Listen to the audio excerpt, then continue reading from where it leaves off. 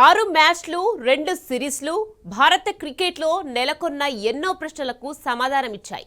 బీసీసీఐకి selection కమిటీని ఆలోచనలో పడేశాయి. 2027 ప్రపంచ కప్లో రోహిత్ కోహ్లీ ఆడాల్సిన ఆవశ్యకత ఏంటో నొక్కి చెప్పాయి.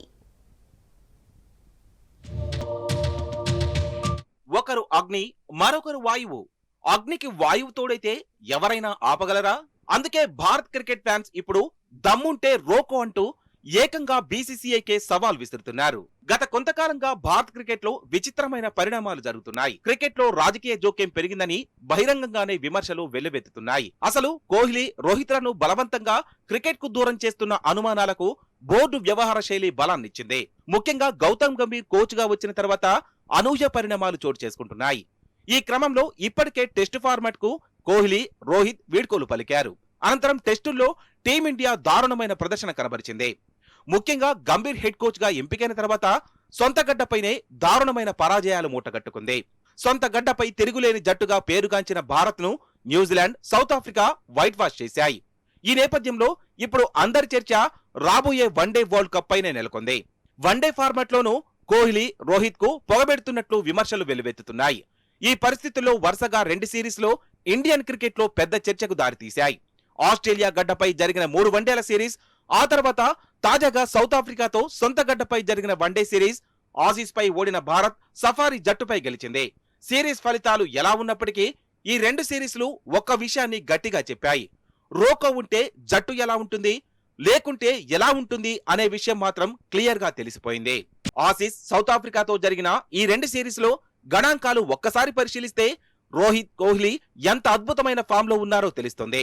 మొత్తం 6 మ్యాచ్ల్లో రోహిత్ శర్మ 348 పరుగులు సాధించాడు.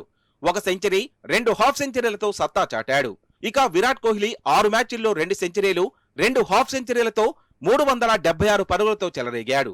సౌత్ ఆఫ్రికాతో జరిగిన మ్యాచ్ లో కోహ్లీ పరుగుల దాహం క్లియర్ గా కనిపించింది. వరుసగా 2 సెంచరీలు బాది తన ఇంటెన్షన్ ఏంటో బీసీసీఐకి క్లియర్ గా చెప్పాడు. ఈ సిరీస్ లో కోహ్లీ బ్యాటింగ్ చూస్తే బౌలర్ల పైనో, సౌత్ ఆఫ్రికా టీం పైనో కసిగా ఆడినట్లు లేదు. ఖచ్చితంగా కోచ్ గంభీర్ పైన బీసీసీఐ తీరుపై కసితో ఆడినట్లు కనిపిస్తోంది. వన్డే ఫార్మెట్ లో భారత జట్టుకు ఎన్నో విజయాలు, రికార్డులందించిన రోహిత్, కోహ్లీపై పాలిటిక్స్ ఇకనైనా మానుకోవాలని బోర్డుపై విమర్శలు వెల్లువెత్తుతున్నాయి. ట్రాన్స్ఫర్మేషన్ స్టేజ్ లో ఉన్న భారత జట్టుకు వీరిద్దరి సేవలు ఎంతో అవసరమని సీనియర్లు కూడా వాదిస్తున్నారు. ఈ పరిస్థితుల్లో ఖచ్చితంగా 2027 వరల్డ్ కప్ వీరిద్దరూ ఆడాల్సిందేనన్న డిమాండ్ ఊపందుకున్నాయి. దమ్ముంటే రోకో అంటూ సోషల్ మీడియాలో గంభీర్ పై ట్రోలింగ్ కూడా మొదలైంది. ఆట పరంగానే కాదు, రెవెన్యూ పరంగా కూడా రోహిత్, కోహ్లీ ఇద్దరు జట్టులో ఉంటేనే బోర్డుకు బెనిఫిట్. మరి అలాంటప్పుడు వ్యక్తిగత ఈగోలకు పోయి ఎందుకు ఈ ఇద్దరిని coach Gambhir, chief selector Agarkar ఎందుకు టార్గెట్ చేశారన్నది $1 మిలియన్ క్వశ్చన్. అసలు వీరి వెనక ఉన్నదెవరు? ఇప్పటికే వన్డేల్లో, టెస్టుల్లో పలువురు ఆటగాళ్ల పట్ల సెలక్షన్ కమిటీ తీరుపై ఎన్నో విమర్శలు వస్తున్నాయి. సంజు శాంసన్, కరణ్ నాయర్ విషయంలో చీఫ్ సెలెక్టర్ అజిత్ అగార్కర్ పై అభిమానులు దుమ్మెత్తిపోస్తున్నారు.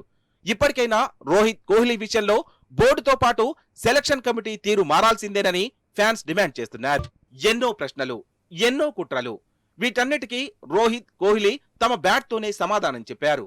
2027 వరల్డ్ కప్ లో వీళ్ళిద్దరూ ఆడతారా అని గతంలో విలేకరి ప్రశ్నిస్తే అగార్కర్ ఇంకా సమయం ఉందని సమాధానం దాటవేశారు. కానీ ప్రస్తుతం వీరిద్దరు ఆట తీరు చూస్తుంటే సమయం లేదు మిత్రమా అన్నట్లు చెలరేగుతున్నారు. ఖచ్చితంగా 2027 వరల్డ్ కప్ లో రోకో ఆడడం ఖాయమని సౌత్ ఆఫ్రికా వన్డే సిరీస్ సమాధానమిచ్చింది.